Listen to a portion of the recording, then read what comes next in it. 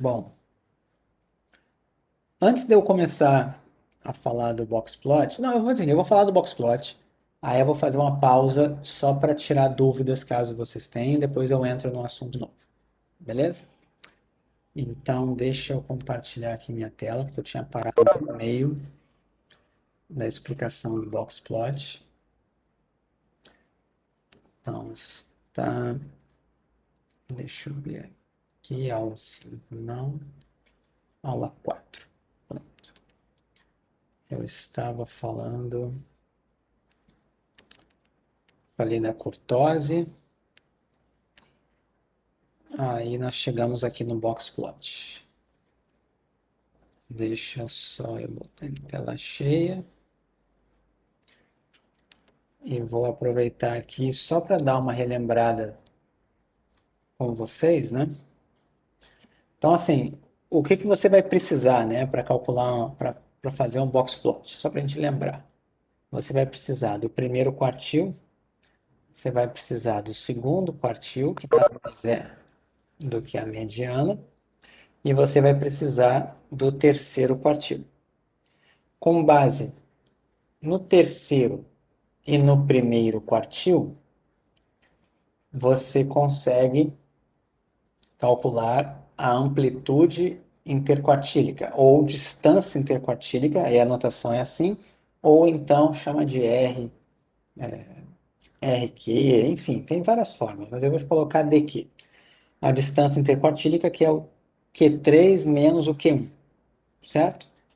Então, quando você faz isso, Q3 menos o Q1, você vai estar pegando a amplitude dos 50%, né, dos valores que representam 50% das observações centrais, tá?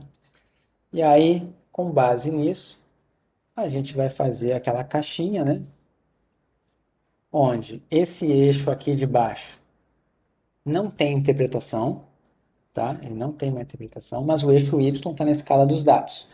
Então, se você estiver avaliando a altura, aqui vai ser, por exemplo, centímetros.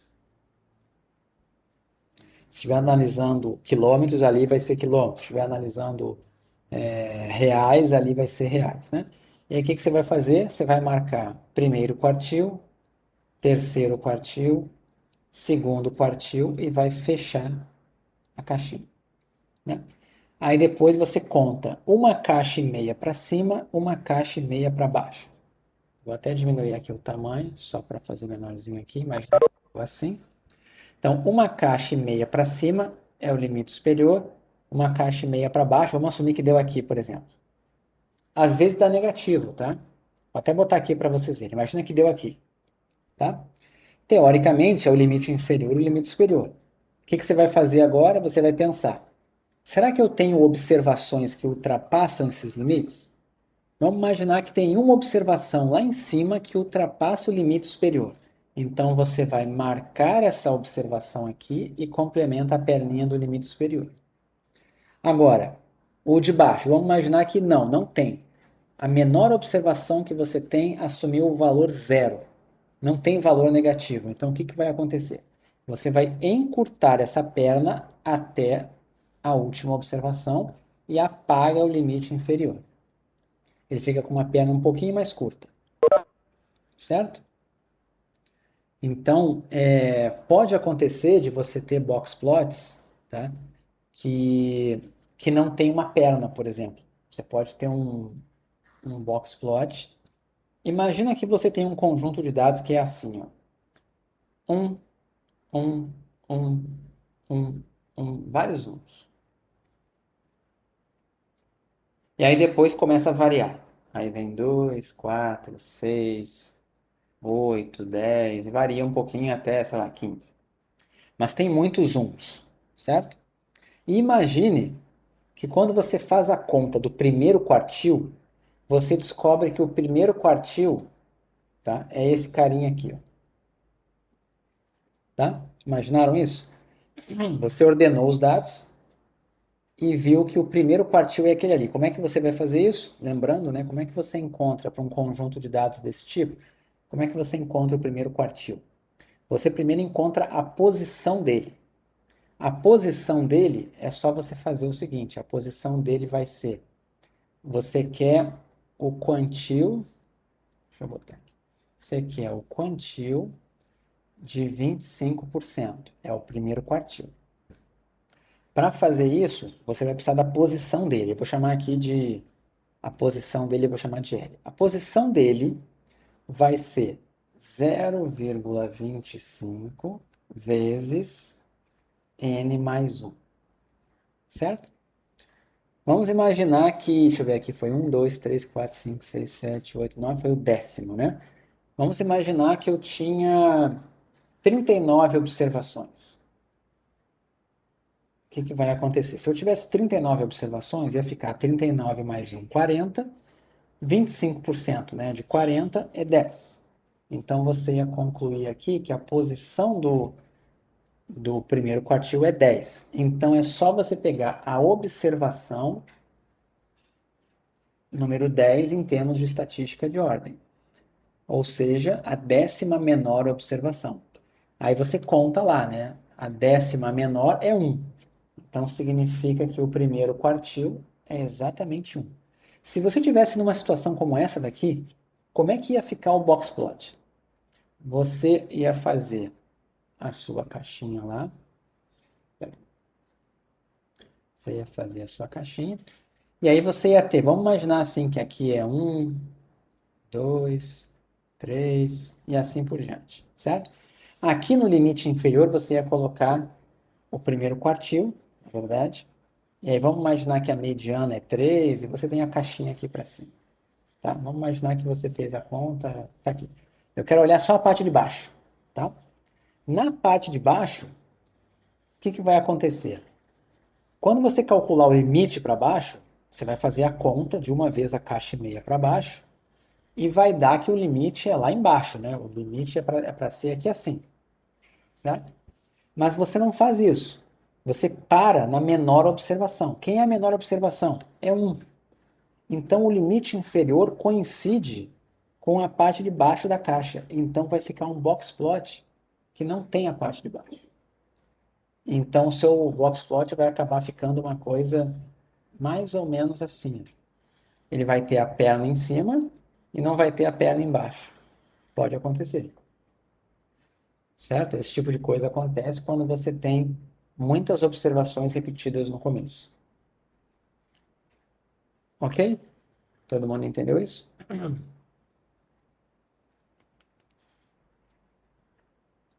Bom, aí deixa eu mostrar aqui, todos os pontos, né, que ficam fora desses limites são chamados de outliers ou valores atípicos, tá? E o box plot dá uma ideia para a gente de posição, dispersão, assimetria, curtose, dados discrepantes, tá? Então, assim, quando vocês olharem para um box plot, você tem que na sua mente imaginar coisas do tipo assim, ó. Imagina que seus dados têm essa característica assim. Imagina que isso aqui é o histograma dos seus dados. Como será que ia ser o box plot aqui? O box plot, se você imaginasse ele deitado, ele seria uma coisa mais ou menos assim, ó. Mediana, terceiro quartil, aqui primeiro quartil, ele seria uma coisa mais ou menos assim. A perna aqui de trás viria até aqui, e a perna da direita, ela viria assim, só que você teria aqui assim, alguns pontinhos para cá, dando uma ideia de assimetria para a direita, tá? Na verdade, aqui acho que até ficou um pouquinho. Eu vou mudar essa minha caixinha aqui. Eu vou só colocar ela um pouco mais para a esquerda. Acaba ficando uma coisa mais assim.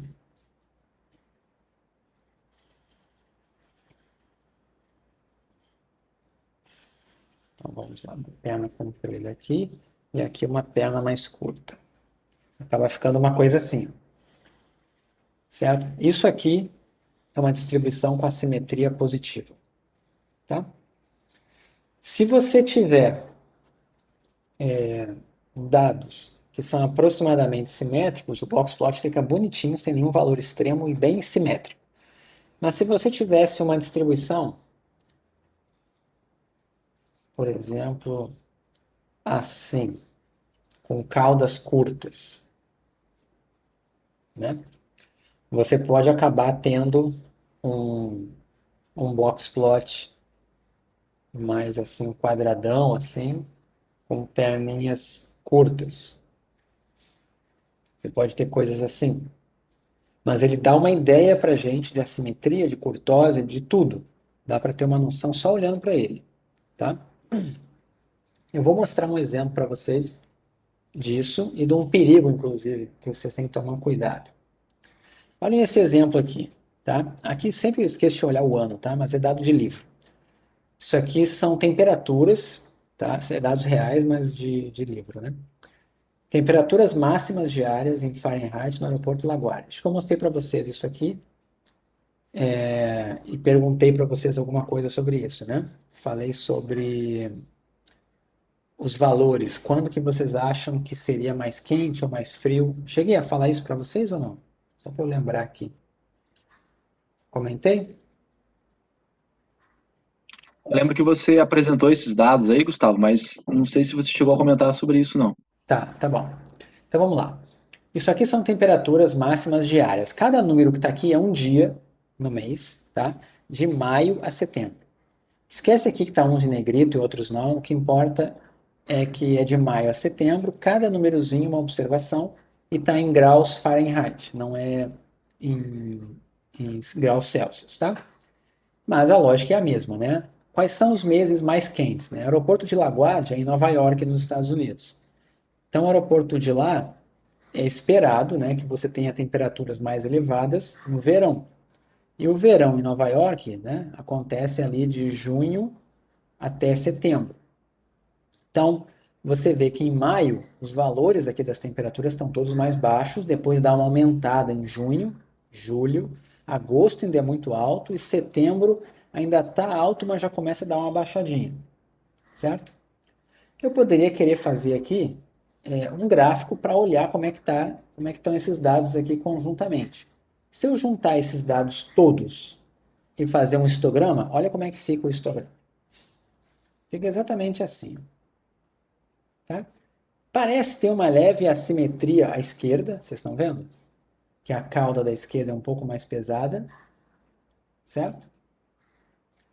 Mas também não está uma coisa assim, não parece ter um valor muito atípico, não parece ter valores extremos aqui, vocês concordam? Olhando para esse gráfico assim. Aqui tem uma barrinha um pouco mais baixa, mas também não está tão longe do centro aqui. Tá? A cauda mais longa está aqui. Ok? Esse é o histograma. Tá? Lembrando, as alturas desse gráfico são frequências relativas divididas pela amplitude da classe. Quem é a amplitude da classe aqui? Ó? Cada classe aqui está variando 5 graus Fahrenheit. Tá vendo? Essa classe aqui, ó, essa categoria, vai de 60 até 65. Então, como é que fez para achar essa altura do gráfico aqui?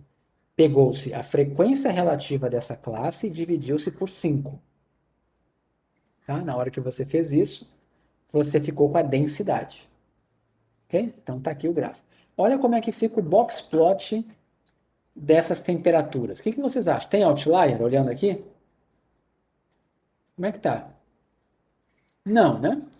Vocês conseguem imaginar pegar esse box plot e deitar ele para a direita? Quando você deita ele para a direita, é como se você olhasse ele aqui na horizontal, certo? Lembra que eu falei que tinha uma simetria leve para a esquerda? Aqui, uma simetria negativa? Vocês conseguem ver uma leve assimetria negativa aqui? Ó? Um pouco maior essa cauda do que essa de cima? Todo mundo consegue ver? O nosso olho acaba sendo treinado para quando olha um box plot desses, na nossa mente a gente enxerga isso aqui. Entendeu? Claro que tem perda de informação, mas na nossa mente é assim que a gente enxerga. Tá? Quando vocês se acostumarem, vocês vão ver assim.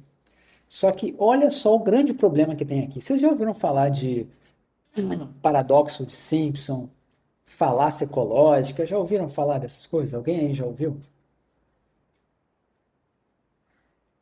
Não? Ninguém ouviu?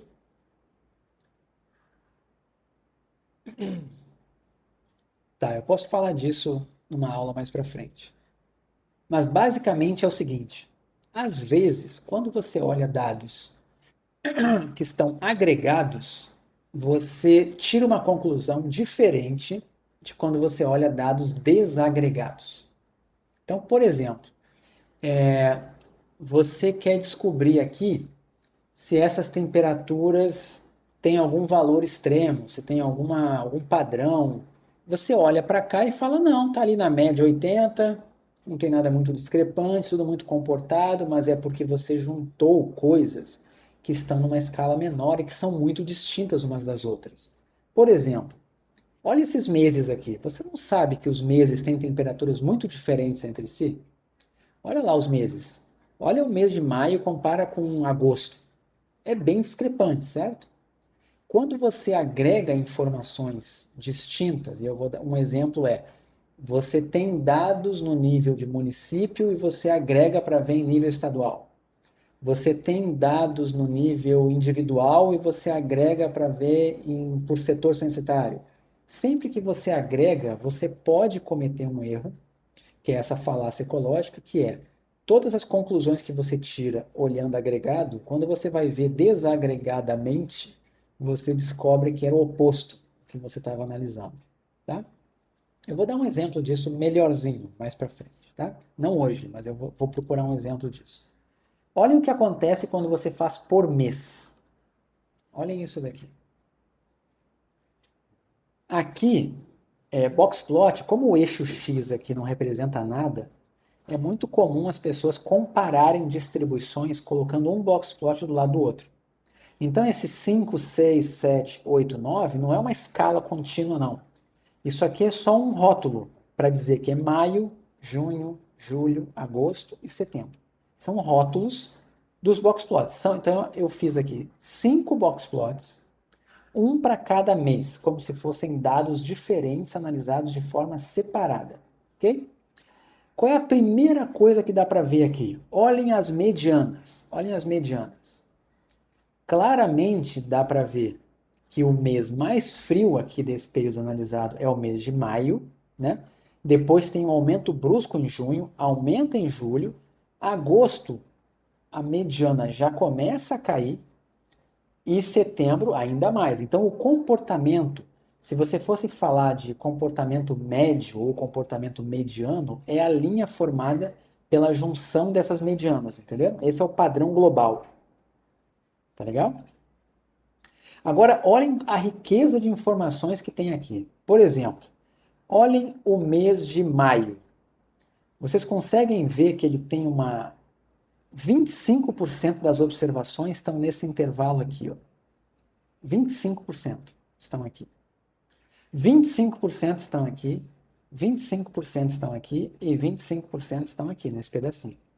Então você tem uma simetria positiva aqui. Vocês estão vendo? Essa perninha aqui maior, tá? Tá mostrando uma simetria. Por quê? 75% das observações estão aqui, ó, abaixo de 70.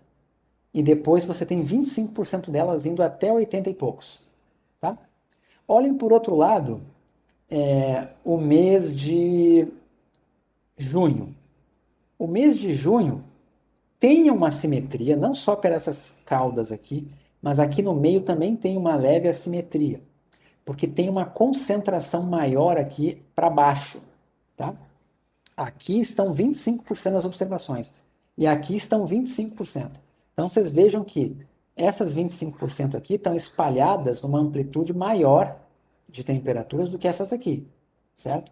Então aqui tem uma leve assimetria positiva, por causa dessa parcela aqui, ó, puxou um pouco para a direita. Mas é um pouco duvidoso, tá? Geralmente as assimetrias que são mais nítidas são essas da cauda. Olha essa daqui, claramente assimetria positiva. Agora, olha que curioso, né? Até na anterior aqui, ó.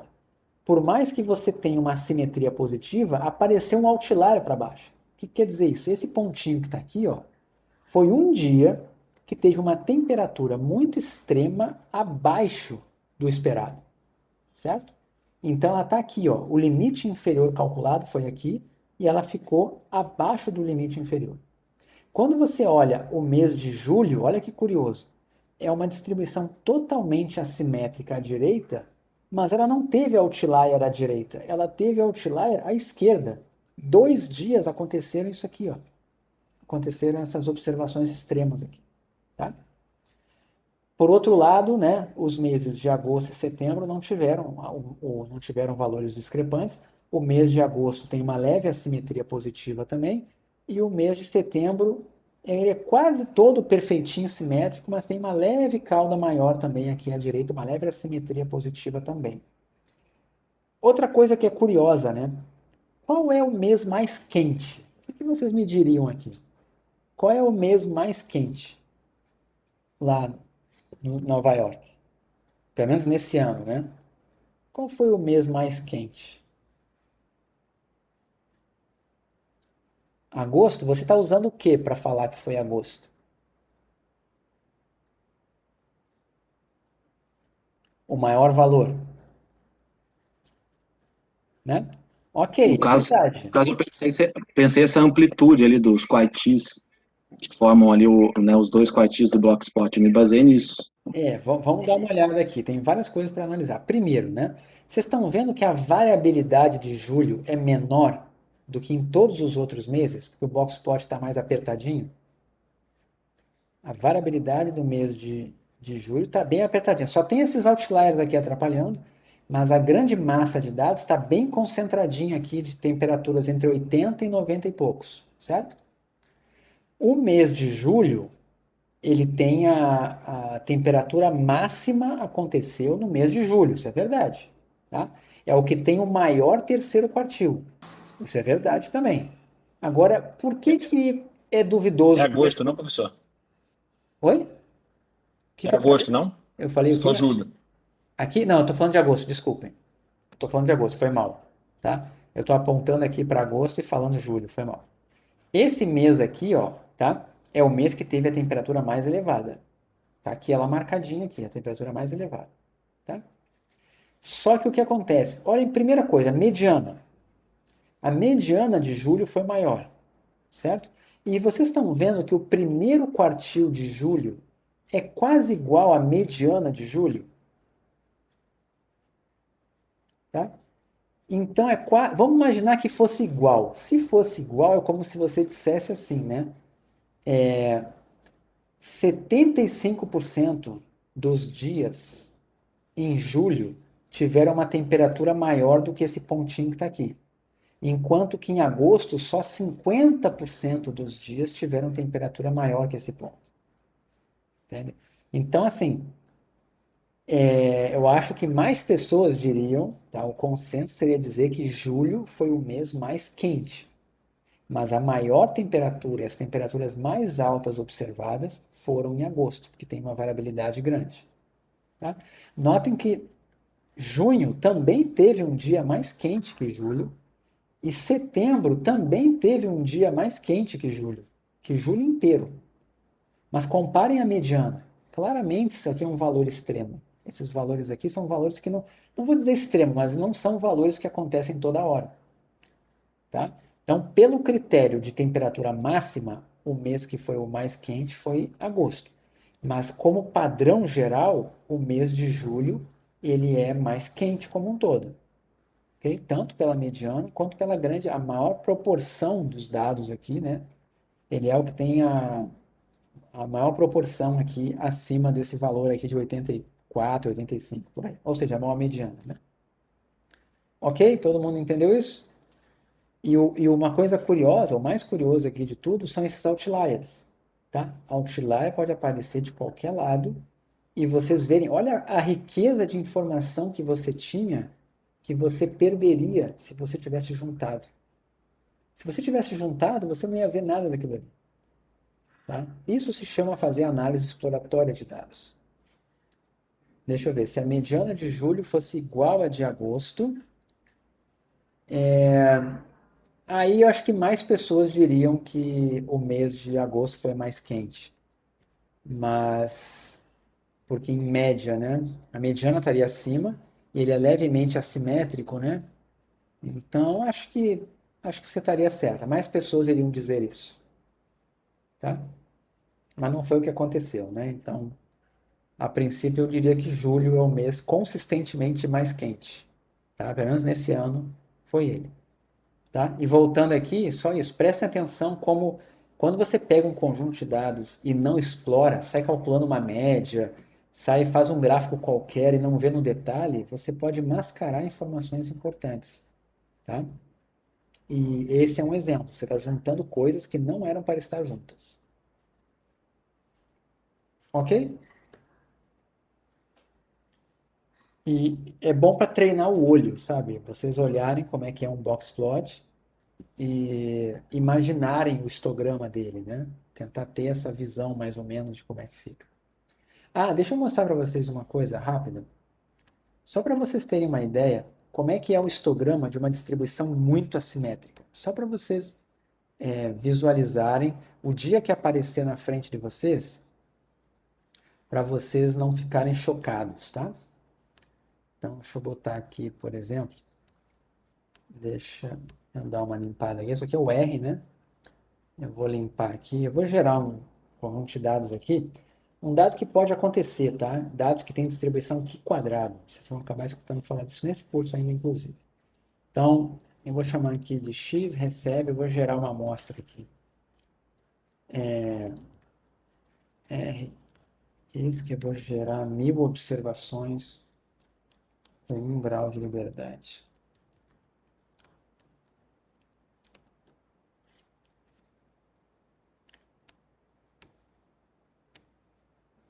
Todo mundo está enxergando esse gráfico aqui? Olha só, vocês estão vendo que eu fiz esse gráfico com frequências, tá? Ou seja, de 0 a 1, tem aqui 600 e, sei lá, 650 observações, tá? Os números estão aqui, ó. Se eu quiser mostrar para vocês, são esses números aqui, tá? Mas não importa muito. O que importa é que eu gerei. Se eu quisesse fazer esse mesmo gráfico usando densidades, eu vou botar aqui, ó, prob igual a true, esse T aqui de verdadeiro. Ele transforma em densidade. Nota que não mudou a forma. A forma é a mesma, só que o eixo Y agora não tem mais significado de frequência. E qual é a de grande diferença? A área dessa figura agora tem área 1. Se você fizer base vezes a altura desses retângulos aqui e somar, vai dar 1. Ok? Então, assim, ó, quando você pegar um dado, imaginem um dado que seja muito assimétrico, com uma simetria positiva muito forte. Um dado de desigualdade, né? Você vê muitas pessoas com valores pequenos, poucos com valores grandes, tá? Eu vou dar aqui um summary para vocês verem as estatísticas descritivas. Olhem só o que tem aqui, ver se vocês conseguem ver. Menor valor, 0,000006. Primeiro quartil, 0,11. Tá? Mediana, 0,48. Média, 1,07. Terceiro quartil, 1,39 e o máximo 11. Estão vendo que a média é maior que a mediana?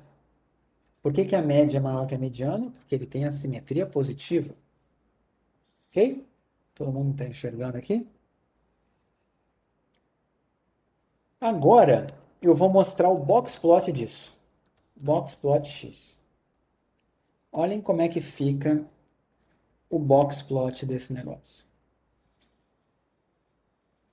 Estão vendo? Isso aqui é típico de assimetria muito forte. Você tem um lado muito pequenininho aqui, ó, tá vendo? 25% das observações estão nessa perninha mini aqui. 25% estão nesse pedacinho da caixa. 25% estão aqui e o restante daqui para cima é 25% das observações, mas olha a quantidade de pontos que tem aqui que ultrapassam o limite superior. Certo? Então isso aqui, sempre que você enxergar isso aqui, ó, você já sabe na sua mente que você está olhando para isso aqui. Certo? Todo mundo enxergou? Por isso que esse gráfico é importante, ele dá muita informação para a gente, o box plot. É quase como um resumo do histograma.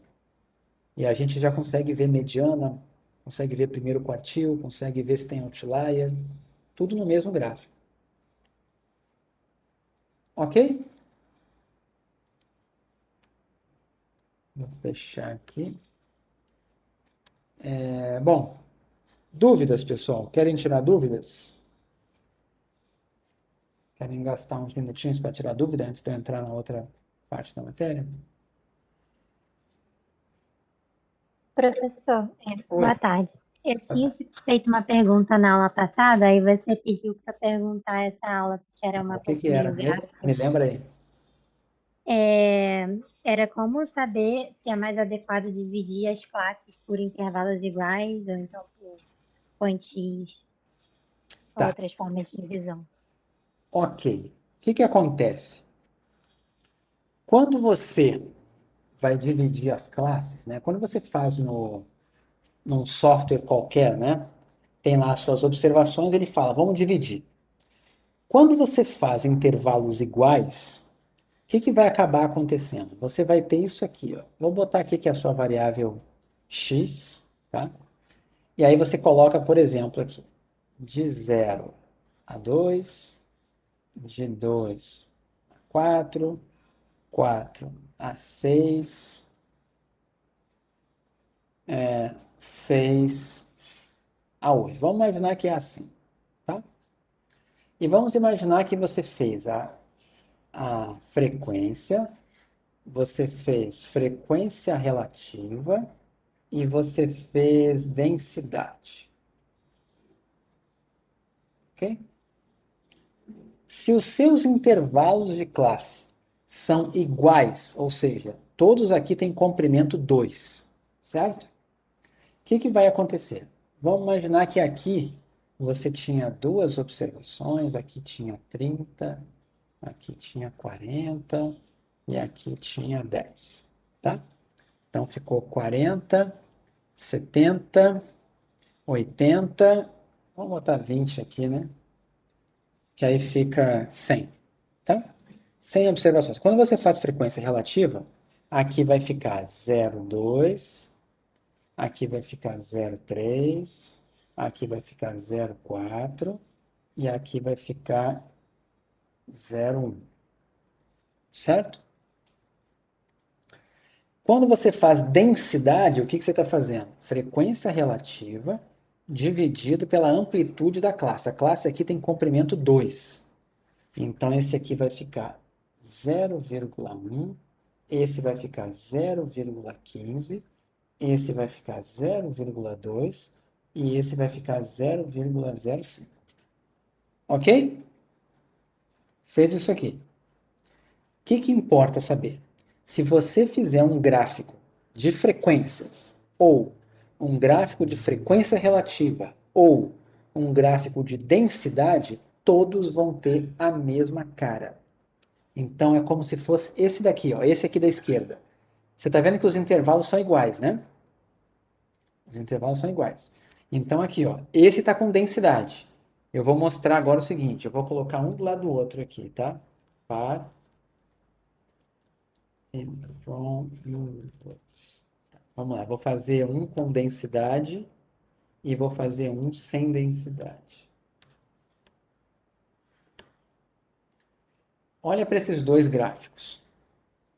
Eles são idênticos. O que que muda de um para o outro?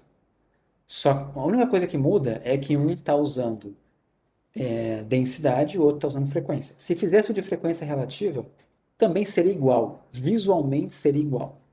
Certo? Tudo bem? O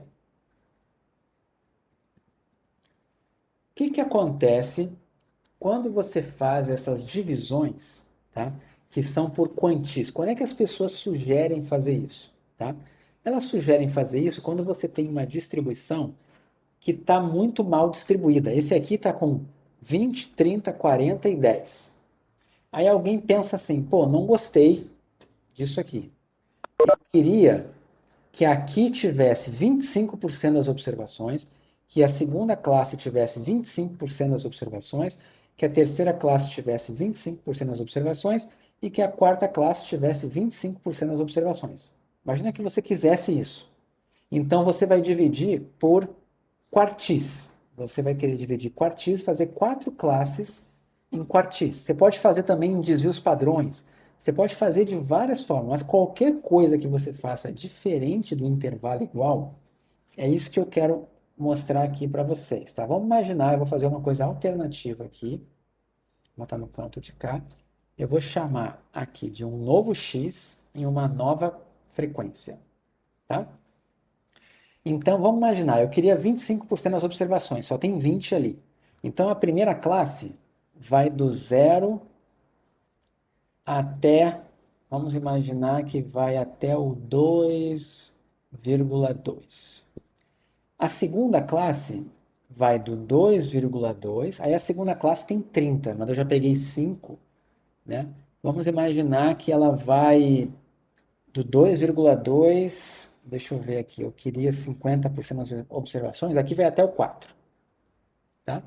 Notem que a segunda classe é menor do que a primeira, vocês estão vendo? A primeira tinha comprimento 2,2.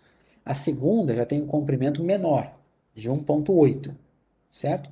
Quando eu chegar na terceira classe, ela vai de 4, eu quero só 25%. Vamos imaginar que dá de 4 a 5, certo? E a última dá de 5 a 8. Vamos imaginar que fazendo isso, você consiga essas frequências aqui, ó. A frequência aqui vai ficar 25, 25, 25 e 25. Vocês concordam comigo que é possível fazer uma divisão que fique 25 em cada? Todo mundo está entendendo?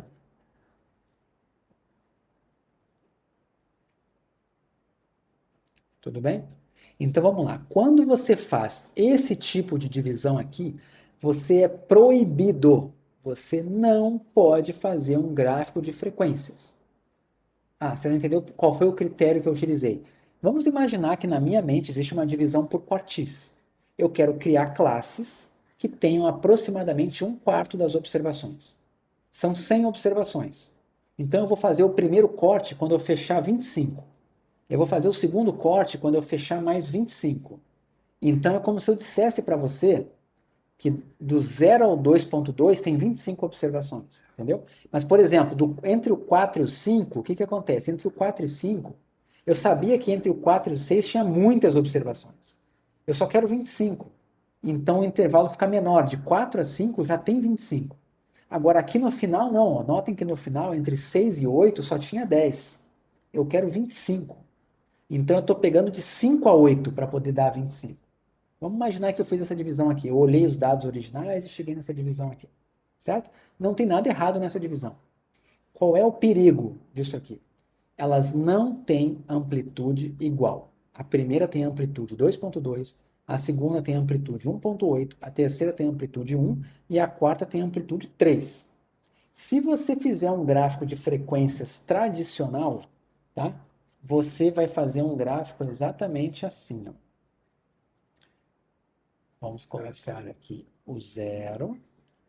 Aqui eu vou colocar, eu vou fazer assim, 0, 2, 4, 6, 8. Vamos fazer assim. A primeira classe, né? Então, 2, 4 e 6. Você vai fazer 4 classes, tá? E aí aqui você vai colocar as frequências, ok? O que vai acontecer? A primeira classe foi do 0 ao 2,2. Então, a sua primeira classe, na altura 25, vai ter uma barra que vai fazer assim. A segunda barra vai do 2,2 até o 4. E também tem 25. A terceira vai do 4 até o 5. Também tem 25. E a última vai do 5 até o 8. Também tem 25. Ok? O que vocês acham se vocês vissem esse gráfico de frequências aqui? Isso é verdade? Os dados têm essa distribuição aqui? Os dados não têm essa distribuição. Você está proibido de fazer um gráfico de frequência. Ah, e resolveria se eu fizesse de frequência relativa ou de proporção? Não resolveria. Porque o que ia mudar aqui? Ao invés de 25, ia ser 0,25. Ia dividir por 100. Ia ficar igual assim. Como é que você resolve isso aqui? Fazendo densidades. Eu vou mostrar isso aqui resolvido agora. Vamos calcular as densidades. A primeira densidade que eu tenho é frequência relativa, que é 0,25, dividido pela amplitude da classe. Vou colocar aqui na esquerda, tá? Então, quanto que é 0,25 dividido por 2,2? Deixa eu colocar aqui no R. 0,25 dividido por 2,2. Vou aproximar aqui para 0,11, tá? Só para facilitar a minha vida aqui, eu vou colocar aqui a densidade. Então, a primeira tem densidade 0,11. A segunda tem densidade frequência relativa, que é 0,25, dividido por 1,8. Então, vai ser 0,25 dividido por 1,8. 0,14 aproximadamente. 0,14. A terceira é 0,25 dividido por 1. Dá o próprio 0,25. E a última é 0,25 dividido por 3, né? Vai dar algo próximo de 8 ali, né? De 0,08. Então, vamos botar aqui 0,08. Estão vendo? As densidades deram diferentes. Como é que é o verdadeiro gráfico disso aqui? Isso aqui é uma aberração, você não pode fazer, porque os intervalos de classe não estão fixos. Mas, se eu fizesse um gráfico igual a esse, vamos colocar aqui. Eu vou fazer a mesma coisa. 2, 4, 6, 8. 2, 4, 6 e 8. Só que agora, no eixo Y, eu vou plotar densidades. Qual é a maior densidade que eu tenho? É 0,25, né? Então, eu vou botar aqui de 5 em 5. Espera aí. Vou botar aqui 5, 10, 15, 20, 25. Então, aqui é o 0,25, a densidade. Primeira classe. Quem é a primeira classe? É a de 0 até 2,2 com densidade de 0,11. Então, vai ser aqui. Aqui é 5, 10, vai ser uma coisa mais ou menos aqui. Espera aí. Uma coisa mais ou menos aqui assim. Uma coisinha assim. A segunda vai de 2,2 até 4 com densidade 0,14. Então, a segunda já vai ser um negócio assim. Ó. Espera aí.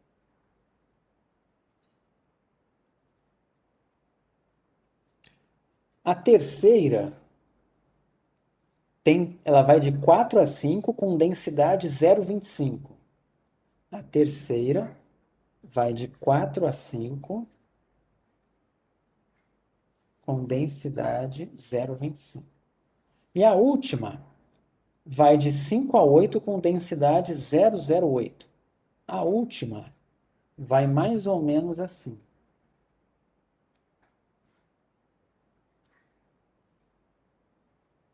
Olhem a diferença.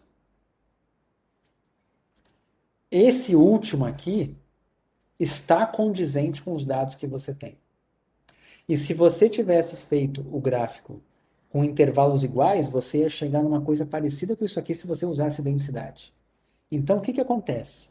Qual é o risco de não usar intervalos iguais? 99% das pessoas não fazem gráficos com densidade. As pessoas fazem gráfico com frequências ou frequências relativas. Se você não usar intervalos iguais, e usar frequência relativa, e fizer isso no software, o software não sabe de nada, ele vai obedecer. Ele vai fazer aberrações desse tipo. Isso aqui não é a distribuição dos dados. Certo? Não existe essa barra desse tamanho aqui. Ó.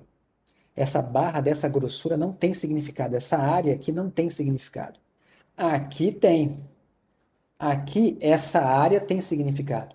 Quanto maior a área da barra, mais observações tem. Porque eu estou usando densidade.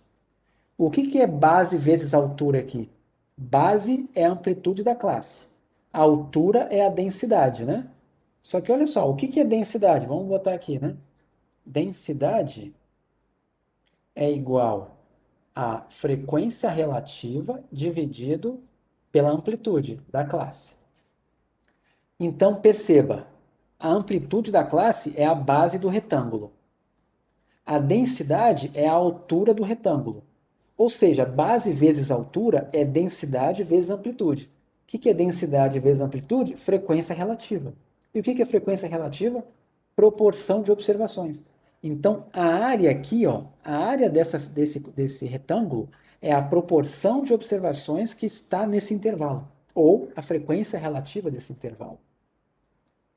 Então, o que eu queria dizer para você na aula passada é: qualquer divisão que você faça que não seja intervalos iguais, ela pode ser boa para fazer um balanceamento de observações, como eu fiz aqui. Ó. Antes estava 20, 30, 40 e 10. Não gostei dessa divisão? Ficou todas com 25. Ok, mas não faça o gráfico sem usar densidade, senão você vai errar. Ok? E a maior parte dos cursos de estatística básica aplicada não se ensina densidade, só se ensina gráfico de frequência e frequência relativa. E aí ninguém fala para você desse detalhe aqui dos intervalos serem iguais ou não. Então a minha recomendação é: sempre use densidade. Se você sempre usar um gráfico com densidade, você nunca vai errar. Certo? E a área vai ter significado. A área significa proporção de observações. Por isso que a área total é 1. Por que a área total dessa figura é 1? Porque 100% das observações estão dentro desse intervalo. Então a área da figura é 1. Ok? Esse 1 significa 100%. É o total. Entenderam? Conseguiram acompanhar?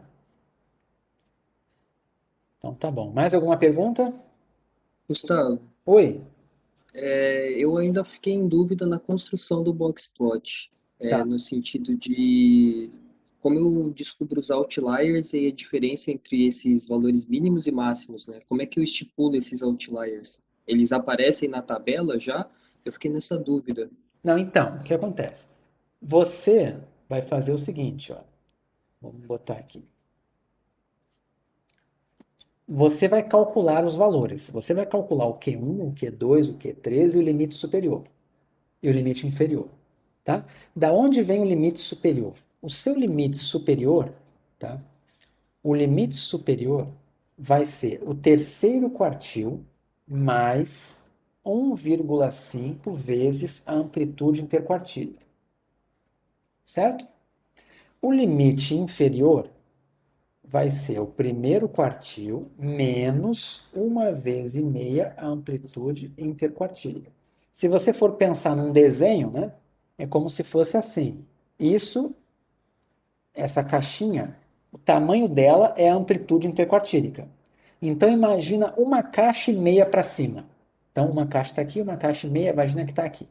Uma caixa e meia para baixo. Vou até diminuir aqui para poder enxergar. Uma caixa e meia para baixo. Está mais ou menos aqui. Então, a princípio, ele tem esses limites aqui calculados. Certo? Você calculou. Então, aqui está o Q1, aqui está o Q3 e a linha do meio é o Q2. Beleza? Até aqui tudo bem?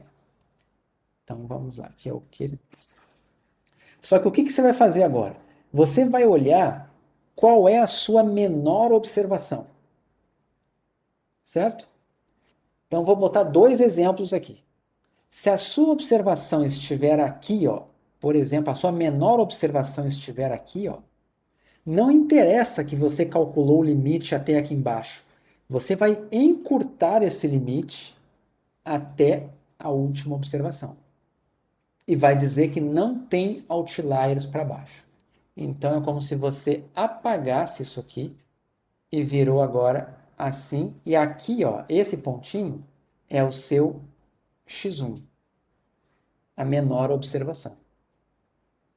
Ok? Entendi. Agora vamos ver. Eu vou fazer para cima. Não, vou fazer para baixo mesmo. Agora outra situação. Você calculou o limite, 1,5 vezes a caixa, né? Estava aqui assim. Você calculou. E aí você vai olhar agora o seguinte. quem é a sua menor observação.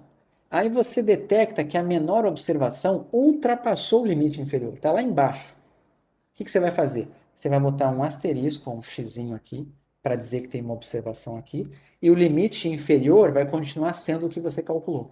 Vai continuar sendo esse daqui, ó, que você calculou. Q1 menos uma caixa e meia. Ok? A mesma coisa. Ah, mas tem 3 observações que ultrapassaram o limite inferior. Não só o x1. Esse aqui, na verdade, é a menor de todas, né? Esse carinha aqui é o menor de todos. Mas o segundo menor de todos também ultrapassou o limite inferior. Ele está aqui. Você vai plotar ele também. Você vai botar quantos pontinhos forem necessários, cada um representando um ponto que está abaixo do limite inferior. Certo? Então, agora, só para exemplificar para cima, a mesma coisa. Mas ele vai ser meu X1 de qualquer jeito, mesmo ele sendo um outlier. Sim, fica assim, ó. Ou o teu gráfico tem 2 opções. Ou o teu gráfico vai ter esse limite inferior calculado mais os outliers, ou ele vai acabar na menor observação. Tá? Mas quando está assim, o que você vai dizer? Esses carinhas aqui, esses asteriscos, são os candidatos a outlier. Por quê? Porque eles são menores do que 1,5 vezes a amplitude interquartílica abaixo do primeiro quartil. Então aqui está o primeiro quartil, você pegou uma caixa e meia para baixo e ainda assim ele foi menor. Pô, eles são muito pequenos. Então pode ser que eles sejam valores atípicos. Entendeu? Agora, para cima, né? A mesma coisa. Isso aqui é o seu limite para considerar alguém atípico. Qualquer ponto que cair aqui em cima, você vai botar um asterisco e vão ser os outliers. Certo? Agora, se quando você olha o seu conjunto de dados, você descobre que a maior observação não ultrapassa esse limite, então, por exemplo, a maior observação está aqui, ó, tá bem aqui, ó, nesse pontinho aqui. Ó. O que vai acontecer? Então, o limite superior não vai ser aquele lá de cima. Você vai apagar aquele limite superior que você tinha calculado e vai acabar o seu box plot na maior observação. E esse aqui é o seu XM, a maior observação. E aí você não vai chamar ele de outlier. Você só vai chamar de outlier os que ultrapassarem o limite superior ou inferior. Entendeu? Professor, é o Vitor, é o outro Oi, Vitor. diga. Não necessariamente, então, o limite inferior ou superior vai ser o xn ou então o x1, né? Não, não necessariamente. Quando que não vai ser? Quando tiver outlier. Aqui, por exemplo, olha só, vamos olhar para isso aqui. Ó. Quem é esse limite inferior aqui? É o x1. Quem é esse limite superior? É o xn. Quem é esse limite inferior aqui? Ninguém. Esse limite é o calculado. Quem é o x1? Esse carinha aqui. Mas e esse aqui de cima? É o xn. Esse aqui, quem é o x1? Está aqui. Quem é o x2? Está aqui. O que representa esse limite aqui? Nesse caso aqui é o... É o Na limite verdade, inferior. na verdade é o limite inferior. Pode ser que o x3 esteja mais para cima. Entende? Ele não precisa estar coincidindo. Porque esse limite inferior aqui, ele tem que parar numa observação. Aliás, ele vai parar no limite calculado. A mesma coisa aqui, ó. Essa é a menor, essa é a maior. Essa é a menor, essa é a maior. Tá? Aqui, essa é a menor, essa é a maior. Não tem outlier. Só vai esse limite inferior e superior só vão perder a interpretação de x1 e xn quando aparecer pontinhos além deles. Aí eles são simplesmente chamados de limites superior e inferior, mas quase como um limite de tolerância, né? Para você, a partir deles você considera que é outlier, mas eles não representam nenhuma observação em si. Ok? Gustavo, Oi. Felipe falando aqui. Os limites inferiores e superiores calculados, eles não necessariamente têm que bater em algum ponto de observação, correto? Não, São eles são valores que podem exatamente essa conta aqui. ser de referência. Essa conta aqui não está associada a nenhum valor. Entendeu? Ele vai pegar Perfeito. 2 pontos de referência e vai somar 1 vezes meia caixa. O que der, deu. Ok? Beleza? Você só vai encurtar caso eles sejam mais externos do que os valores mais extremos que você tem. Aí você encurta eles. Mas se você tiver observações mais extremas do que eles, você mantém esses limites e ainda bota os asteriscos dos pontinhos que ultrapassaram eles. Ok? A rigor, a fórmula que eu estou evitando botar aqui, tá? Existe uma maneira de escrever matematicamente para isso, tá? O limite superior do boxplot é o mínimo entre xn e aquele limite superior calculado. Ou seja, é o menor dos dois. E o limite inferior é o máximo entre a menor observação e o limite inferior que você calculou. É a maneira de escrever isso, essa explicação que eu estou dando, matematicamente seria escrever isso aqui. Ok?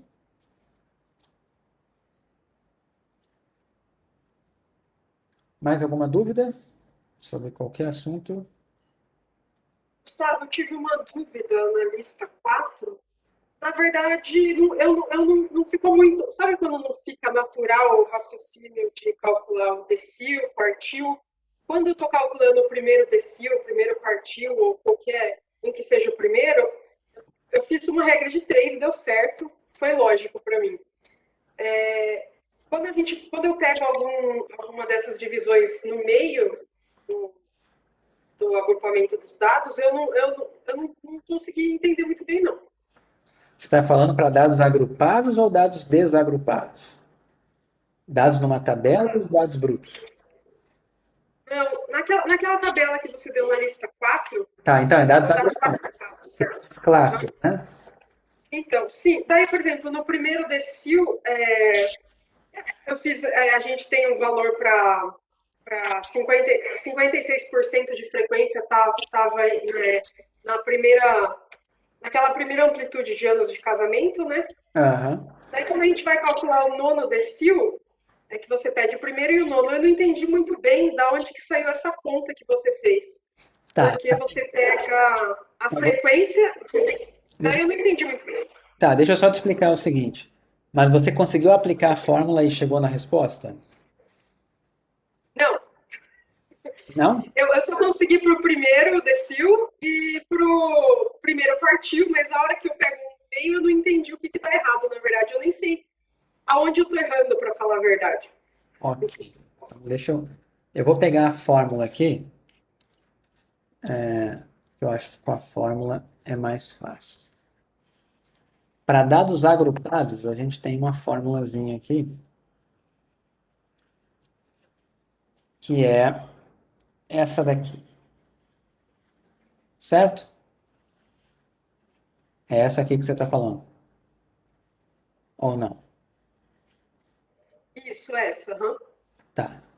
Então, o importante aqui é eu te perguntar, você quer saber qual quantil, né? Qual, você falou que quer o primeiro decil, o segundo decil, o que que você quer exatamente? Você lembra qual é o item que você quer?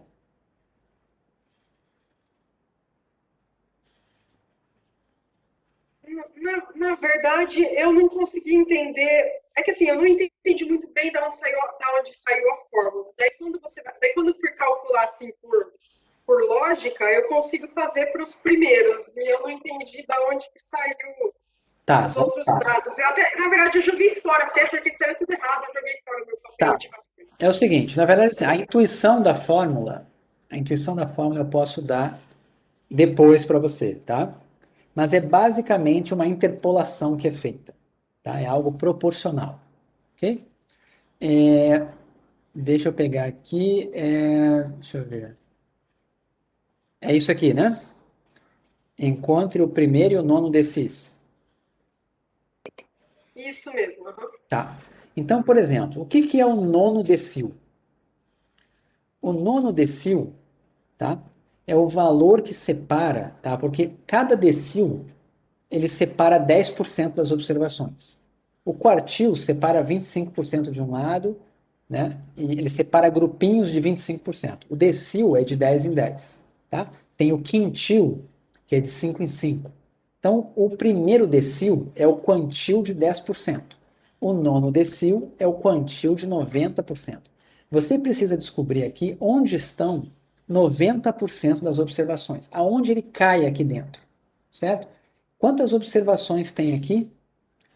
São 2.800, 3.800, 4.200, 4.800, são 5.000, é isso? Eu não vi aqui. Isso, 5.000. Então vamos pensar, né? Se você quer separar 90% de 5.000, é como se você estivesse separando os 10% maiores dos 90% menores, certo?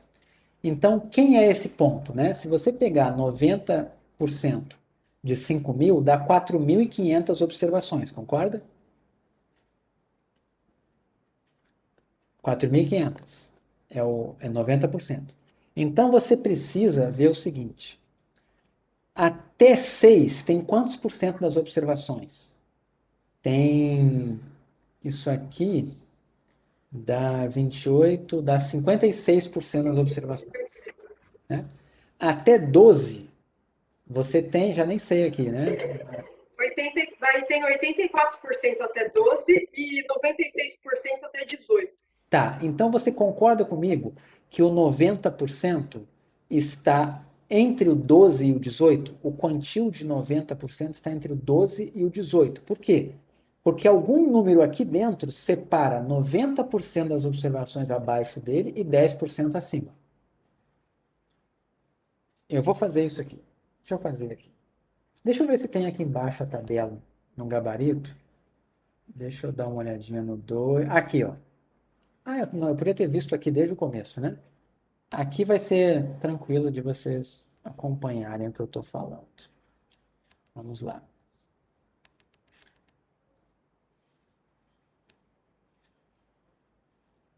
Então vamos lá. Todo mundo está vendo essa tabela aqui? Olha só, tem 56% das observações até aqui.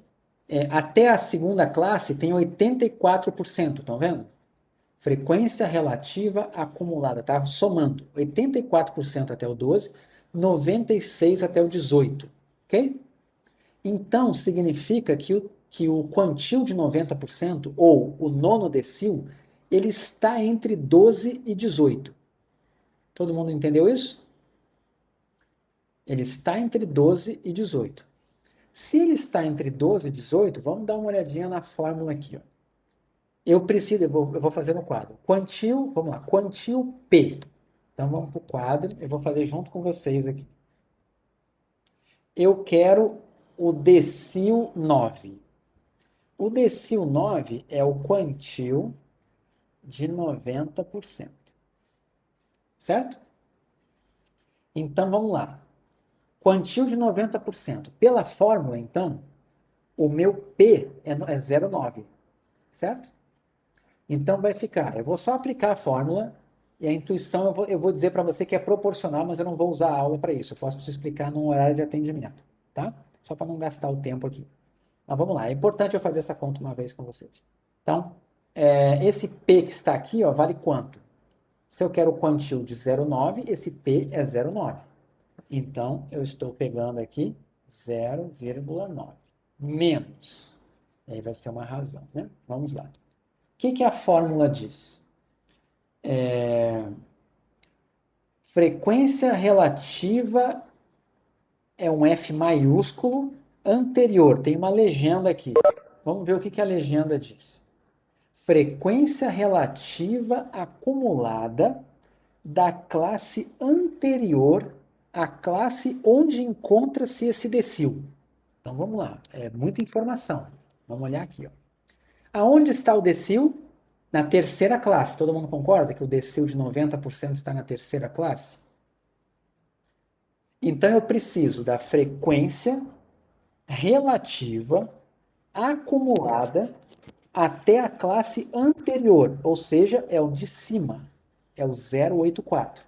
Não é a frequência relativa da classe 2, é a frequência relativa acumulada da classe 2, porque ele está na classe 3. Então é 084.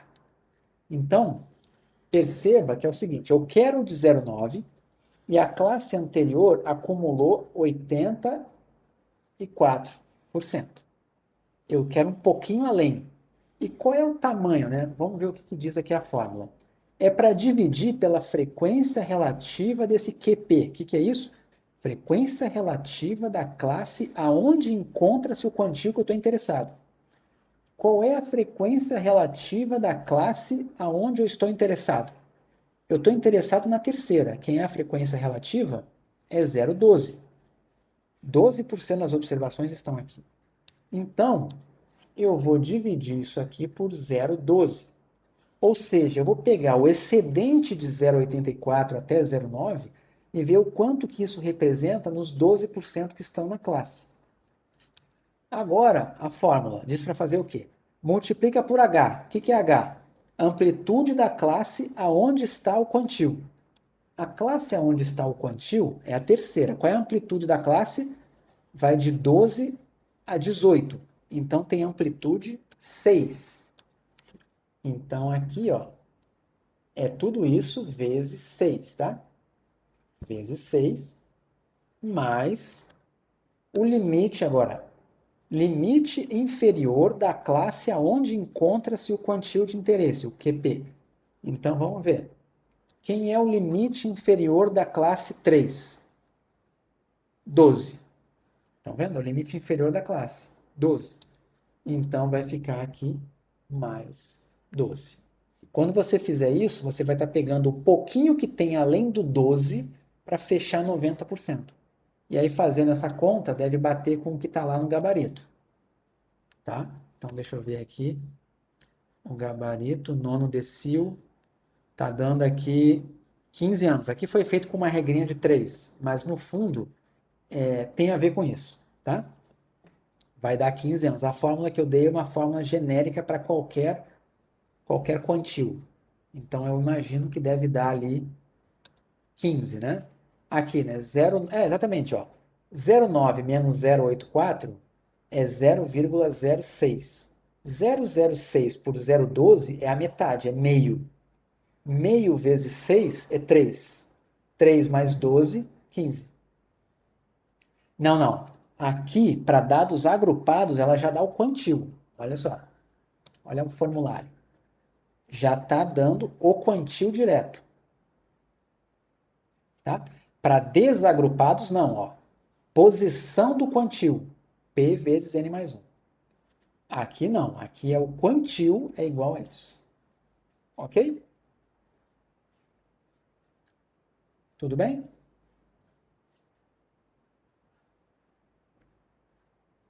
Tá? Como eu falei, assim, eu não estou focando muito nas contas, tá? Mas é algo que... o mais normal aqui é misturar frequência relativa com frequência relativa acumulada. Tá? É o mais normal dar esse errinho aí. Mas essa é a fórmula genérica para achar qualquer quantio para dados agrupados. Então, eu não vou focar muito em conta com vocês nas avaliações, mas é importante que vocês saibam fazer essas contas. Então, faça... Gustavo, Oi. Miguel, você não vai focar em conta no teste, mas o teste vai ser nesse modelo, vai ser mais ou menos assim. É importante que você tenha noção dessas regras, É dessas importante que fórmulas. você tenha. Por exemplo, assim, né? Aqui, eu gostaria que você soubesse, pelo menos, o que representa cada termo aqui dessa fórmula, entende? Então, assim, que saiba o que é a frequência relativa, que você saiba o que é o quantio, por exemplo. Então, você entender que quantos decis existem? É uma boa pergunta. Quantos decis existem? Pensem aí. Quantos decis existem? 10? Quantos quartis existem? 3. Quantos quartis? 3. Quantos quintis existem? 4. Quantos decis existem? 9. Quantos percentis existem? 99. Percentil é o que vai de 1 em 1%. 99. Por quê? porque eu só preciso de 9 cortes para criar 10 grupos. Certo? Então, muito cuidado com isso. Pode ter certeza que eu vou perguntar isso. Tá? Eu vou perguntar lá. Tipo, quem é o 10º quintil? Eu posso botar lá. Não, quem é o 10º decil? Tá? Não tem o 10º decil. Ok? Ou aquilo. O que é o primeiro quartil? Ah, o primeiro quartil é o primeiro grupo com 25% das observações. É verdade isso? Não. Os quartis, os quantis, os decis, é tudo a mesma coisa, é tudo quantil. Eles são medidas de separação, eles são pontos de corte, eles não são grupos. Certo? Imagina que eles são aonde você vai cortar. Pensa que quantis também são Assim, separatrizes. essa parte tudo bem, né? Eu, por exemplo, falando das listas, né? Meu problema nas listas foi justamente essa parte de conta, porque são muitas fórmulas e eu não tenho familiaridade nenhuma com essas fórmulas. Então, assim, buscar fórmula por fórmula para tentar resolver os exercícios, para mim foi o maior problema. Essa parte, igual você disse, mais intuitiva, eu acho que até vai de boa, mas essa parte aí ficou Tá, mas meio. cuidado, tá? Cuidado que em geral, aplicar fórmula você faz no automático. Se você acertar a fórmula, você faz no automático. A intuição não, tá? Então não quer dizer que é mais fácil por ser a intuição, porque tem muita intuição. As coisas que eu falo aqui estão muito focadas na intuição. Então eu vou puxar pela intuição. Esses exercícios dessa lista tem coisas de intuição, mas tem muita coisa de conta, porque faz parte, é quase como uma revisão. Mas como eu disse para vocês, tem muita coisa que está aí que é de conhecimento comum. Muitos de vocês tiveram disciplinas de estatística na graduação ou no ensino médio, então são contas, aplicação de uma forma, não quer dizer que você vai usar isso na sua dissertação, tá? Então não é meu foco mandar você fazer 3, 4 contas aí para mim, não é isso que eu estou querendo fazer aqui com vocês agora, tá? Mas, se você conseguir fazer a lista, eu já sei que se por acaso cair alguma coisa que envolva alguma continha em algum lugar, você não vai ficar desesperado. Você vai olhar e vai dizer, ah tá, isso aqui é a fórmula, eu vi isso em algum lugar, sabe? Tipo, eu entendi para que serve, sabe? Mas não precisa fazer 30 exercícios disso aqui, não estou muito preocupado com isso agora. A propósito da prova, você falou que hoje você iria explicar a metodologia da prova, você vai fazer isso no final da aula? Então, a metodologia da prova vai ser essa mais ou menos. Vocês vão entrar lá no Moodle e vão ter questões objetivas, tá? E provavelmente vai ter uma questão ou duas que são discursivas, que vocês vão ter que escrever um pouquinho para mim, mas ela vai ser majoritariamente objetiva, de marcar, tá? Vocês vão ter um tempo para fazer essa prova, e aí eu vou fazer o seguinte, eu vou deixar o questionário do Moodle aberto, tá? Por 24 horas, certo? Então vamos lá, por que eu estou fazendo isso? Porque pode acontecer de alguém ter algum problema e precisar que eu abra esse questionário depois, então eu já vou deixar ele de uma forma que a pessoa possa entrar.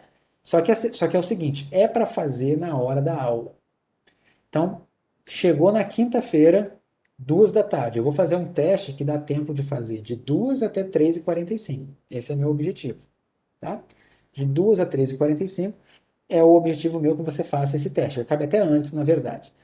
Se acontecer de você já souber que não vai dar para fazer, você vai me mandar um e-mail me avisando que tipo assim, não, nessa quinta-feira eu tô cuidando do meu filho pequeno aqui em casa e ele tem a prova na escola, eu não vou conseguir fazer, eu já vou saber isso de antemão, e aí você vai marcar comigo o horário que você vai fazer, e eu vou monitorar o horário que você vai entrar, tá legal? Mas a rigor, eu não quero que alguém chegue e fale assim, eu decidi não fazer na hora e decidi fazer à noite, que eu estava mais tranquilo, na hora eu estava meio cansado, não é esse o objetivo. Se você não vai poder fazer na hora da aula, eu quero que você me mande uma mensagem justificando, certo? Se você começar o teste, passou de 3h45 e você ainda não acabou, não precisa parar. Continua fazendo e me manda, mas eu vou saber que você passou desse horário, tá? Então, assim, se você passou um pouquinho, não tem problema. Agora, se você começou às 2, acabou às 10 da noite, eu acho meio difícil acreditar que você ficou de 2 da tarde até 10 da noite olhando para o questionário e fazendo, entendeu? Então não é objetivo também. Então, se isso acontecer, eu vou ter que descontar a nota. Eu quero que você faça de 2 às 3h45. Qualquer coisa fora do normal. Estava fazendo a prova, no meio da prova a internet caiu. Você vai me mandar uma mensagem na mesma hora. Eu vou estar aqui, eu vou estar vendo, vou responder, vou falar com você e a gente vai combinar o que vai fazer depois. Certo? Então, o objetivo é esse. É vocês fazerem no horário da aula. Ok? A gente entra aqui no Webex na prova. Eu vou abrir a aula às 2 da tarde, só para dar um oi aqui, só para ver se está funcionando. Você não é obrigado a entrar na aula, tá? Mas eu vou abrir, 10 para as 2 eu vou abrir, e aí o questionário vai estar fechado, às 2 da tarde em ponto, ele vai abrir. E aí, se acontecer de você falar, pô, não está aparecendo, deu algum erro, alguma coisa, eu vou estar aqui para resolver. Mas se eu ver que está tudo funcionando, eu espero um pouquinho e encerro aqui no Webex, tá? Mas eu vou estar aqui sim na hora da aula, mas só para essas questões, não tem aula a princípio, tá? E assim, eu gostaria que vocês fizessem, obviamente, essa prova, né, individualmente. Então, qualquer problema, me manda uma mensagem. Se eu tiver ligado no Webex, me manda mensagem. Se eu não tiver, me manda um e-mail para o Gmail, tá? Aquele e-mail que eu escrevo para falar com vocês. É para fazer essa prova individualmente. Vocês podem consultar as notas de aula, tá? Então, não importa que você consulte, tá? Mas é para fazer individualmente. E, de novo, tá? Não há tolerância, vamos dizer assim, se você copiar a resposta de outra pessoa. Eu não tenho como controlar tudo, mas eu colocando uma questão discursiva, por exemplo, se tiver indícios fortíssimos de que você pegou outra pessoa, né? Não é isso, não era esse o objetivo. Ok? Então, é basicamente assim. Eu vi no programa sua disciplina, vão ser 3 testes ao longo da disciplina, é isso? Então, eu vou fazer esse teste. Eu estou perguntando porque, assim, pensando no pior, né? Não, Para não saber pense as no pior. oportunidades de recuperação. Não pense no pior, tá? Não pense no pior. Vamos lá, eu vou. Deixa eu ver se eu consigo botar aqui o. Deixa eu pegar aqui o bate-papo. Tá? O e-mail é aquele que eu me comunico com vocês, tá? Não confundam com o do IBGE. É o do Gmail, tá? Então é Gustavo. Estou escrevendo aqui, tá? .ferreira.ibge@gmail.com. Acabei de colocar no chat. Ele é muito parecido com o do IBGE, mas manda para esse porque eu vejo na mesma hora. Ok? O do IBGE eu tenho que ir logar para olhar, enfim, pode dar um delayzinho ali, tá? Então me mandem nesse aqui. Qualquer problema. Ok? Mas de novo, não pensa no pior. A avaliação são 3.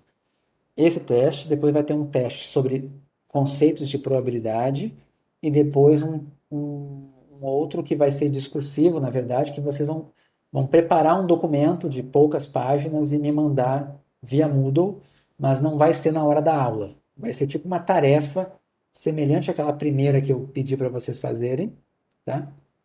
Não é o mesmo peso, tá? Não é o mesmo peso. Isso eu ainda vou definir, ok? Não está totalmente definido, mas com certeza o trabalho vale mais. Tá legal? E essa primeira avaliação que vocês fizeram é bem residual. Vale pouquinho. Essa primeira que vocês já me entregaram. Ok? Eu acabei não dando feedback para vocês, eu não tive tempo. Eu peço desculpas, tá? Para dar o feedback lá. Mas lembrando que eu não vou, meu objetivo não é cobrar a mesma coisa 2 vezes. Não vou perguntar 2 vezes a mesma coisa para vocês, de forma que se você errou lá ou fez alguma coisa errada lá, eu vou cobrar de novo agora. Não é esse o objetivo. Ok? Então, vamos voltar aqui. Espera só um pouquinho. Deixa eu tirar aqui a tela cheia. Fechar esse. Fechar esse. Então, a gente ainda tem aqui meia hora de aula. Eu vou entrar num outro assunto que não tem a ver com o teste de quinta, tá? Mas esse formulário está no Moodle? Acho que sim. Tá sim. E eu estou mandando para aquele e-mail de vocês aí, tá? Então tudo que eu mandei está lá naquele e-mail de vocês. Tá? Aqui é uma outra parte da estatística descritiva que é muito útil. Essa daqui eu não vou falar tão superficialmente como eu falei na anterior, tá? É porque na anterior eu foquei nas coisas que não estão nos livros. Essa daqui eu vou apresentar o que está nos livros mesmo, tá? Então é uma coisa que eu tenho que, que definir com vocês mesmo, tá? Tudo bem? Posso continuar? Então, vamos lá. Deixa eu só ver aqui, a gravação está em andamento. Felizmente, nada aconteceu. Então vamos. Isso aqui agora é o seguinte: tudo que a gente viu até o momento foi como resumir uma variável. Você tem um conjunto de dados, uma variável só, e você cria uma medida de posição, uma medida de variabilidade, uma medida de assimetria, uma medida de kurtose, e você também queria saber se tinha valores extremos. Até agora, tudo o que a gente fez foi pensando num conjunto de dados com uma variável só. Ok? Só que o que acontece? No mundo real, a gente geralmente trabalha com mais de uma variável. A gente quer ver a associação entre as coisas, tá? Então, eu vou apresentar para vocês algumas medidas de associação entre variáveis, tá? Então, assim, a primeira coisa que vocês têm que aprender é: estou trabalhando com duas variáveis quantitativas, ou seja, uma contagem, uma medição, altura, peso, uma quantidade, número de filhos, número de televisores, número de mortos, número de casos, tá? Distância, qualquer medida quantitativa. A primeira coisa que você vai fazer quando você tiver duas medidas é fazer o que a gente chama de gráfico de dispersão. O que é um gráfico de dispersão? É um gráfico que tem dois eixos e no eixo x você coloca uma variável, no eixo y você coloca outra variável e você plota os pares de pontos dentro do gráfico, tá? Com isso você enxerga o padrão de relacionamento entre essas duas variáveis. Então vou mostrar aqui, ó. Olhem esse exemplo. Relações entre as variáveis temperatura e notificações de gripe em uma determinada cidade. Por exemplo, aqui não diz o mês, mas são 30 observações, tá? É algum mês do ano com 30 observações. Você tem aqui, ó, quantas notificações de gripe você teve por dia, e aqui você teve a temperatura, vamos assumir que é a temperatura média do dia, certo? Olhando para cá, vocês identificam algum padrão aqui?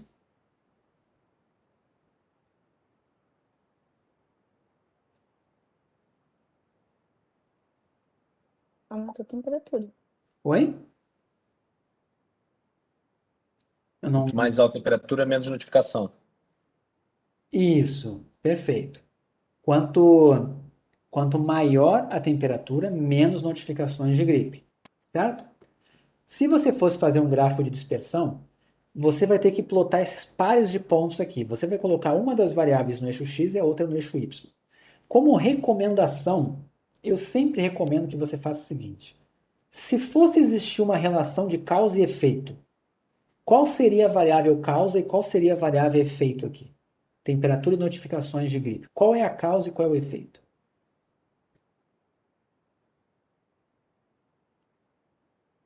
A causa é a temperatura, certo? Então, coloque a causa no eixo x e coloque o efeito no eixo y. Tá? Tem uma justificativa isso, mas por enquanto só usem como recomendação. Tá? Causa sempre no eixo x. Olhem o que você vai fazer. Então, por exemplo, quem é o primeiro par de pontos? É o 11 e o 7. Então, o que você vai fazer? Tá aqui, ó, temperatura no eixo x, notificações de gripe no eixo y. Notem que você não precisa começar no 0, 0 aqui, ó. Você pode pegar a menor temperatura e a maior temperatura, fazer aqui um intervalo de valores, e aqui a menor notificação de gripe e a maior. Claro que os intervalos têm que ser todos proporcionais, né? Então, se daqui até aqui tem 1, daqui até aqui tem 1, daqui até aqui tem 1 e assim por diante, igual aqui embaixo. Daqui até aqui tem 5, daqui até aqui tem 5 e assim por diante. Tem que manter a proporção e a escala somente no eixo. Esse eixo não precisa bater com o de cima. Tá? Então, assim, se essa distância é 5 no eixo x, não precisa no eixo y o 1 estar na mesma escala desse aqui de baixo. Mas o que importa é que cada eixo tem que seguir sua própria escala. E o que que são essas bolinhas que estão aqui? São exatamente os pontos, né? Então, quem é esse primeiro ponto aqui, ó? Esse primeiro ponto aqui, ó, é o 11,7. Podem ver, ó, é esse aqui, ó, 11 de temperatura, 7 de notificações. É o primeiro ponto que foi plotado. Quem é o segundo ponto que foi plotado? 14,4 e 7. Tá aqui. Nem todos dá para ver tão claramente, mas pode ter certeza que tem 30 pontos aqui e cada um desses pontos representa esses 30 pares de observações que vocês têm aqui. Tudo bem? Tranquilo? É muito importante você fazer o gráfico de dispersão. É muito importante, tá? Se você não fizer o gráfico de dispersão e sair calculando medidas de correlação e associação, você pode chegar a conclusões absurdas, tá? E eu recomendo sempre, e sempre vai ser recomendado pelos livros, e né, a experiência mostra que você tem que fazer um gráfico de dispersão quando analisa duas variáveis quantitativas. Esse é o gráfico. Claramente dá para ver aqui um padrão, né? Quanto maior a temperatura, parece estar diminuindo as notificações, certo? Tudo bem? Vamos lá. O que você vai procurar quando você olhar um gráfico de dispersão ou quando você estiver estudando a associação entre duas variáveis? Você sempre vai procurar três coisas. Então, lembrem disso. Tá olhando duas variáveis, você tem que pensar em três coisas. Se eu perguntar, você vai me responder três coisas, ok? A primeira coisa, direção. O que é a direção?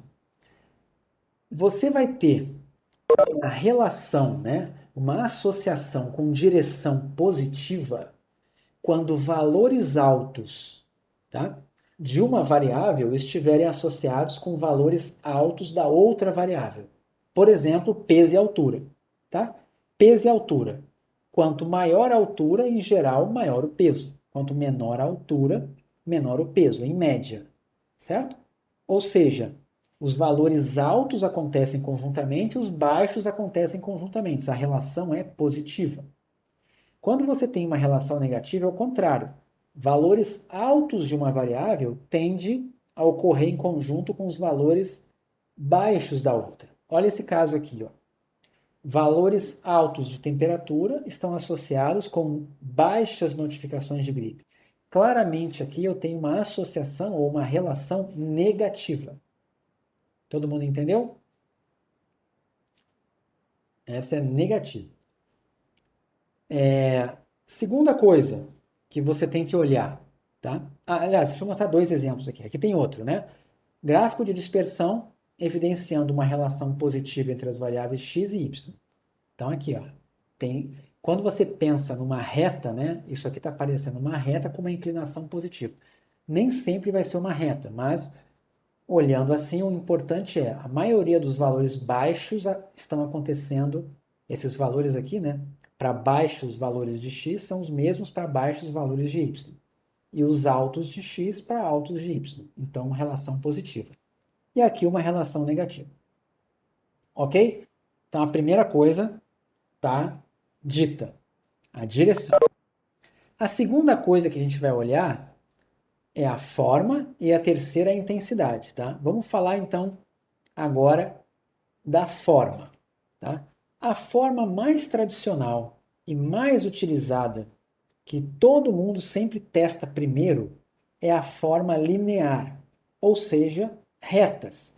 Você vai tentar descobrir se existe uma relação linear entre as duas variáveis que você está estudando. Se existir uma relação linear entre as variáveis que você está estudando, o seu gráfico de dispersão vai parecer uma reta. Ok? Isso aqui não parece uma reta? Então, provavelmente, a associação que existe aqui é linear. Tem a forma linear.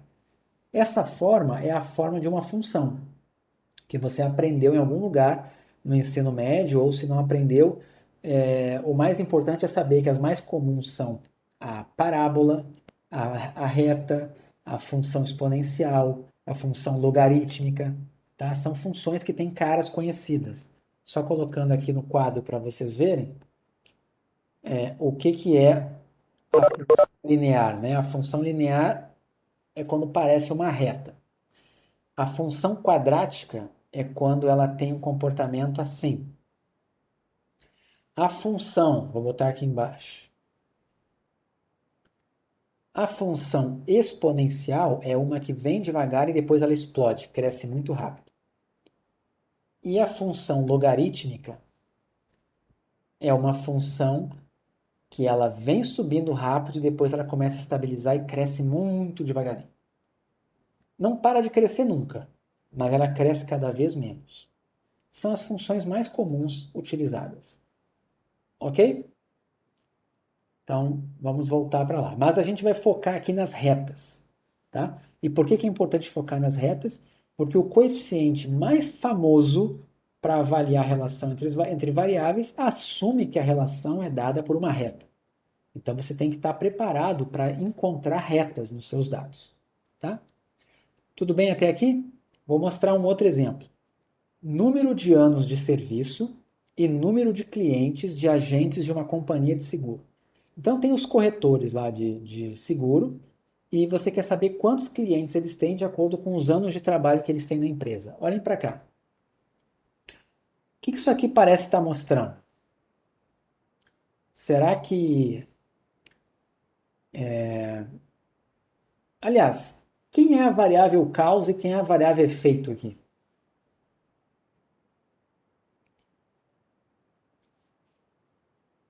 Ano é a causa, né? Os anos de trabalho são a causa. Você espera que quanto mais anos de trabalho, mais clientes os corretores tenham, certo? Então vamos fazer um gráfico disso aqui. Olha o gráfico, tá? Esse gráfico, tá mostrando para gente uma relação positiva ou negativa? Positiva, certo? Ele é positivo. E qual é a forma da relação? Se vocês olharem aqui, apesar de ter um desvio ou outro, isso aqui pode ser bem aproximado por uma reta. Então você vai dizer, ó, gráfico de dispersão evidenciando uma relação linear positiva entre o número de anos de serviço dos agentes e o número de clientes. Então a gente já está usando duas palavras aqui.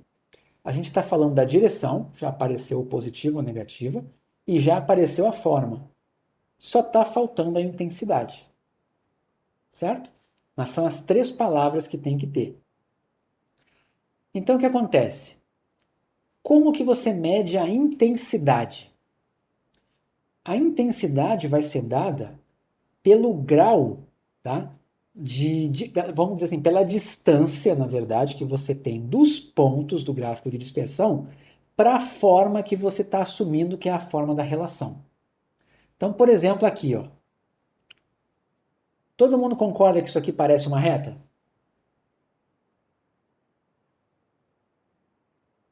Vocês acham que esses pontos estão perto ou longe da reta? Imagine na mente de vocês uma reta passando aqui. Esses pontos estão perto ou longe? Perto. O que você tem que ter em mente?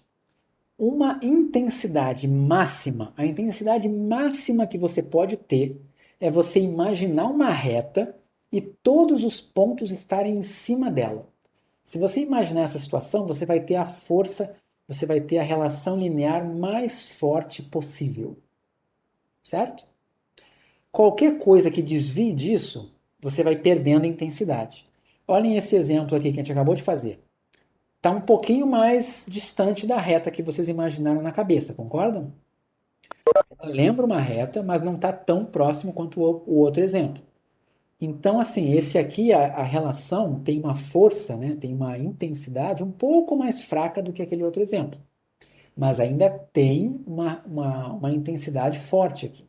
Tá? A gente vai aprender a quantificar essa força. Mas é importante você imaginar esse comportamento. Então, aqui, né? Por exemplo, assim, ó. Vamos imaginar que você tem um gráfico Quanto mais próximos, mais forte. Perfeito. Imagina que você tem isso daqui. Esse é o seu gráfico de dispersão.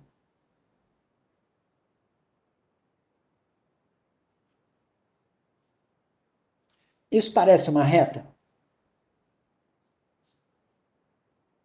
Não. O que você tem que pensar? Qual é a forma da relação aqui? Parece uma forma quadrática, uma parábola. Então, na sua mente, você vai imaginar uma parábola passando aqui.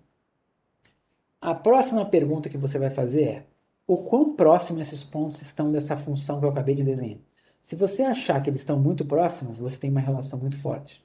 Se eles estiverem muito distantes, você tem uma relação fraca. Ok?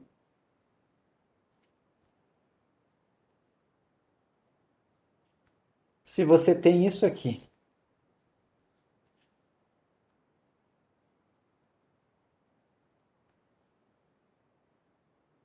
o que vocês acham disso aqui? Positivo ou negativo? Positivo. Parece o que isso aqui? Pode ser aproximado por uma reta, mas o que vai acontecer? Você vai fazer uma reta assim aqui, né? Esses pontos não estão tão próximos assim da reta. Então não é uma associação tão forte. A intensidade é mais fraca. Como eu disse, nós vamos aprender a calcular essa força. Mas por enquanto a gente está pegando só a intuição. Ok? Até aqui tudo bem? A única coisa que não dá para fazer, infelizmente, aqui, ó, é quando você tem uma relação desse tipo aqui, ó, não dá para falar de direção. Tá? Isso aqui não tem uma direção clara porque a direção muda. Mas sempre que tiver uma reta, vai ter direção. Aqui positiva, tá? Eu acho que eu fiz outro aqui, né? Não, na reta que vai ter. Ok? Então vamos lá, de novo para cá. Então, aqui, ó. Uma relação forte entre x e y, esse aqui é um exemplo de uma relação forte, tá? E positiva, e linear. Já estou usando as três palavras aqui. Uma forte relação linear. Faltou escrever aqui, né, na legenda, mas ela é positiva, tá? Aqui eu tenho que perder ponto, que eu também não escrevi. Aqui outra. Uma relação linear não tão forte entre x e y. Estão vendo?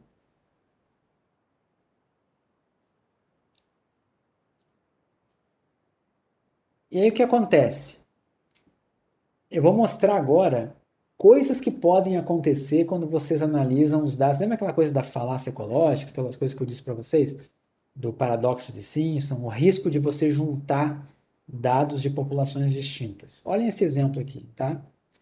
A tabela a seguir apresenta dados sobre massa do corpo sem gordura, a massa magra, tá? Das pessoas, e a taxa metabólica de repouso para 12 mulheres e 7 homens em um estudo de dieta. Os pesquisadores acreditam que a massa do corpo sem gordura, ou seja, a massa magra, tem grande influência na taxa metabólica. Então, claramente, eles estão dizendo aqui que a variável explicativa, a variável causa, é a massa magra. E a variável resposta ou a variável efeito é a taxa metabólica. Aqui estão os dados, certo? Só que tem uma terceira variável aqui, ó, que é o sexo, certo?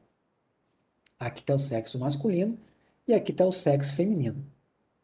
Vamos dar uma olhada. Será que a taxa metabólica de homens e mulheres é igual? Será que dá para comparar isso junto? Vamos dar uma olhada aqui. Olhem esse primeiro gráfico aqui. Gráfico de dispersão evidenciando uma relação linear e positiva entre a massa sem gordura e a taxa metabólica das mulheres. É uma relação até moderada para forte. Todo mundo está vendo aqui? Mulheres que têm a massa magra alta têm a taxa metabólica mais alta e pessoas que têm a massa magra, pouca massa magra, têm menor taxa metabólica, ok? Tudo bem aqui? Agora, olhem a dos homens. Dá para perceber que é uma relação positiva? Vocês conseguem perceber? que é uma relação positiva? Consegue? É uma relação positiva, tá? Depois eu vou mostrar para vocês quanto vale isso aqui, tá? Não hoje, mas eu vou mostrar.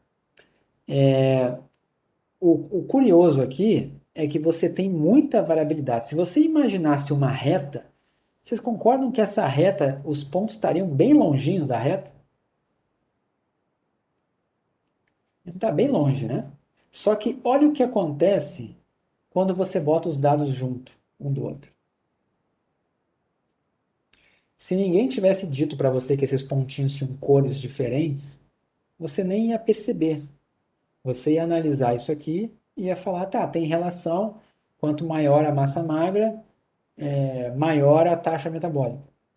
Mas vocês conseguem ver que para os homens, né, você já tem um percentual de uma massa magra maior aqui nessa amostra que eles trabalharam do que as mulheres. Você não tem observações aqui de homens com essa massa magra aqui embaixo. E tem muito mais variabilidade aqui para os homens do que para as mulheres. Mas quando você analisa junto, você não percebe isso. Certo?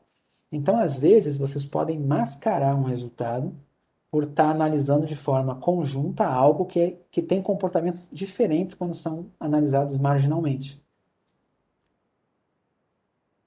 Sim, aqui é outra coisa também, né? Não foi dito nada sobre a idade, não foi dito que a gente tem essa variável, né? Mas se tivesse aqui por idade, seria uma coisa interessante também de analisar o efeito da idade aqui, tá? Mas nada foi dito. A gente só sabe o sexo. Ok?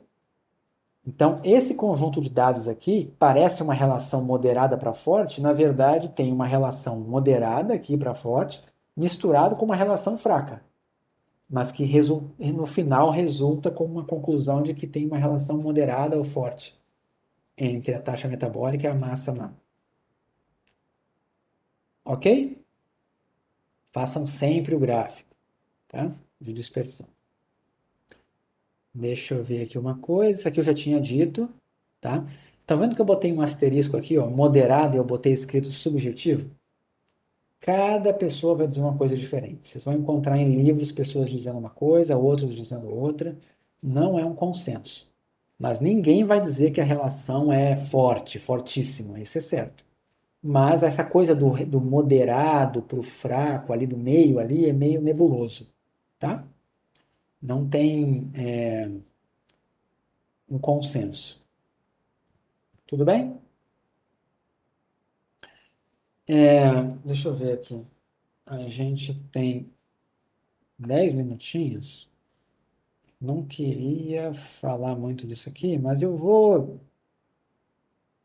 só comentar rapidamente que existe um coeficiente para medir essa associação e a gente vê os exemplos dele e faz um quiz na aula de terça-feira, tá? Na quinta-feira vai ser só o teste, tá bom?